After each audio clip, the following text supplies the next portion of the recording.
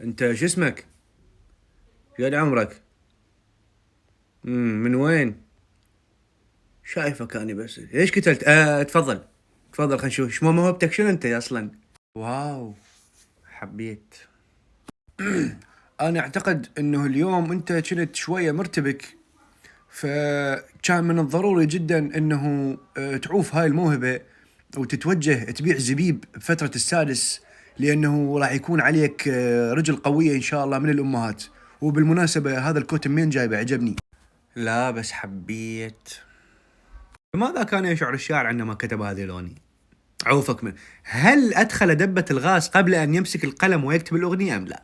طبعا ما تعرفون دبة. تعاي سمعهم ولا عجب. اسمع أبو الكوت، ما يعرفون دبة الغاز. هذا جيلو حبيبي. دبة الغاز تصير جوا العثق مالثوم بصف جليكان مال النفط ورا البيت عدل. سؤال أخير حتى والله أعطيك صوتي لو لا ما. تطبيق جو بلاي تعرفه؟ تطبيق جو بلاي هو تطبيق يطلع لك الافلام والمسلسلات بشكل مجاني وبدون اعلانات، والافلام والمسلسلات الحصريه. زين. وينزل حاليا على اجهزه الاندرويد. اذا هاي ما تعرفها وما منزل التطبيق لحد الان شلون اطيق اعطيك صوتي؟ بس انا افتهم عم حضروني. ما اعرف بس انا حبيت كلش حلو. كنصيحة بسيطة، ليش ما تترك هذا المجال وتتجه المجال التداول؟ روح تداول، نزل بالانستغرام ريلات بين بيها انت ذكي وعندك جي كلاس وبيت ب4 شوارع، واحنا زواج لي هسه بعدنا بالوظيفة، شو تقول؟ انا بالنسبة لي ما بنصحتك، انا ما اعطيك صوتي. صراحة انا هم ما اقدر انطيك صوتي لان اليوم انتخبت بي والله. بعد ما اعرف عجبك تريده روح اسحبه من عندهم. حتى الحبر اعطيك اياه. انا بالنسبة لي ما موافق.